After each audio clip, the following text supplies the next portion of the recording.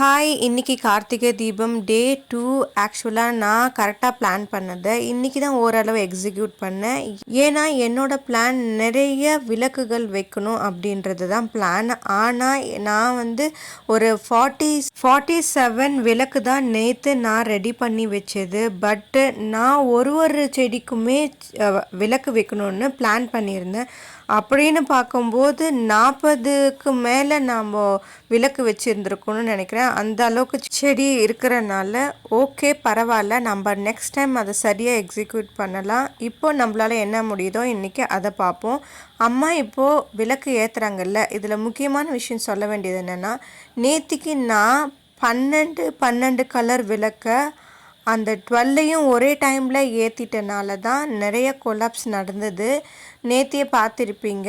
ஆனால் அப்படி பண்ண வேண்டாம். ஒரு பிளேட்டும் 7 விளக்கை வச்சு அதுக்கப்புறம் அதில் தீக்குச்சி ஏற்றுனீங்கன்னா கரெக்டாக இருக்கும். அப்படி இல்லைன்னா ஹீட்டு தாங்க முடியாமல் ஒவ்வொன்றுத்து மேலே அந்த ஹீட்டு பட்டு அந்த பிளாஸ்டிக் விளக்கு வீணாகிறதுக்கு சான்சஸ் நிறைய இருக்குது. அதுதான் மெயின் காரணமே.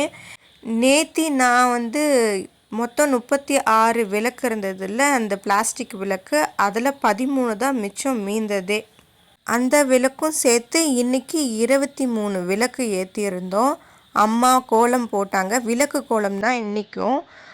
பூ டெக்கரேட் பண்ணிவிட்டு அதில் ஒரு விளக்காக வைக்க ஆரம்பிச்சிட்டாங்க.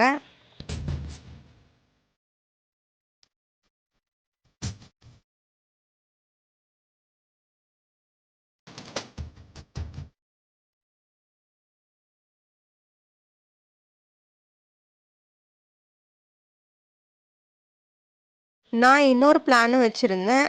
நான் விளக்கு பார்டர் போட்டிருக்கோம் இல்லைங்களா ஓரத்தில், அந்த விளக்குலுமே நாங்கள் விளக்கு வைக்கணுன்றத பிளான் இருந்துச்சு. வச்சுருந்தா நல்லாயிருக்கும் இல்லைங்களா, நினச்சி பாருங்கள். ஆனால் இவ்வளோ விளக்குகள் தேவைப்பட்டிருக்கோன்னு நான் நினச்சி பார்க்கல.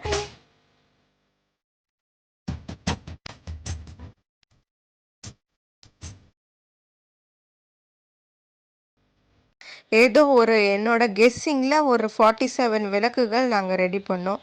ஆனால் நிறையவே தேவைப்பட்டிருக்கும் போல்.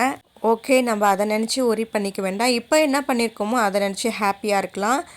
பாருங்கள், அம்மா எல்லாத்தையும் கம்ப்ளீட் பண்ணிட்டாங்க.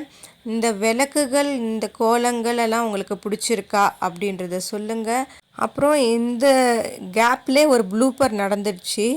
அம்மா ஏற்கனவே இந்த கோலம் ஒன்று கீழே தாமரை கோலம் மாதிரி இருக்குது பார்த்தீங்களா, அதில் ஒரு மிஸ்டேக் பண்ணிட்டாங்கன்னு தான் எல்லாத்தையும் அழிச்சிட்டு திரும்ப போட்டாங்க.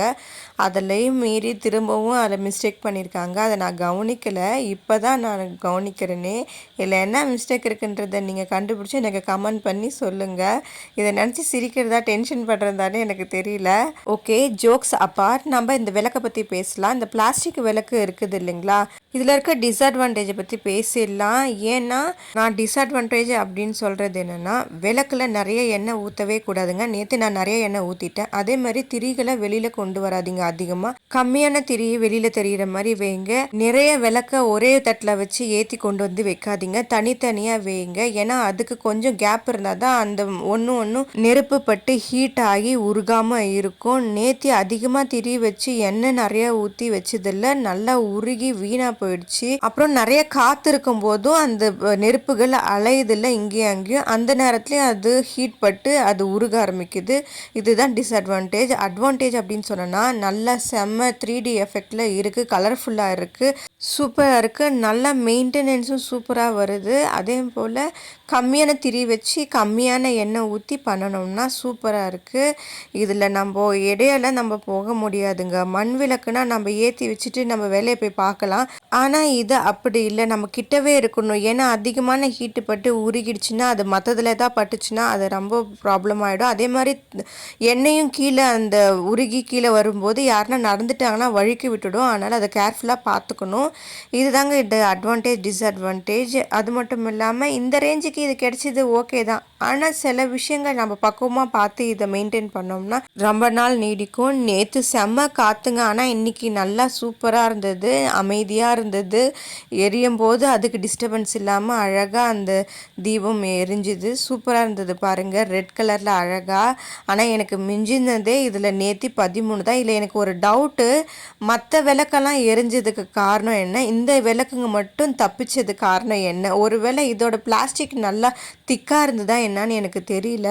ஆனால் நம்ம வாங்கி நம்மளோட சந்தோஷத்துக்குன்னு வாங்கி யூஸ் பண்ணலாம். இதில் வித்தியாசமாக இருக்கே, இது என்ன தான் அப்படின்னு பார்த்து அதிசயமாக இருக்கேன்னு வாங்கி பார்த்து யூஸ் பண்ணலாம்.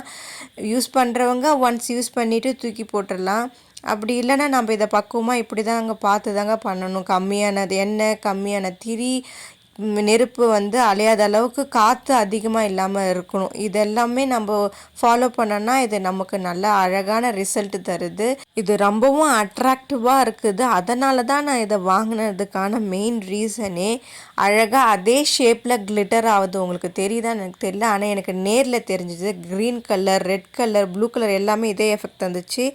வேணும்னா வாங்கி யூஸ் பண்ணுங்கள். அதாவது மண் விளக்கு 2 ரூபா ஒரு விளக்கு, அப்படி பார்த்தோம்னா 36 விளக்கு 72 ரூபா. அதை கம்பேர் பண்ணி பார்க்கும்போது இந்த பிளாஸ்டிக் விளக்கு அதிகம்தான். வாங்கி ஒரு தடவை யூஸ் பண்ணுங்கள், பிடிச்சிருந்தா. ஹாப்பியாக இருங்க. Bye bye. Subscribe my channel.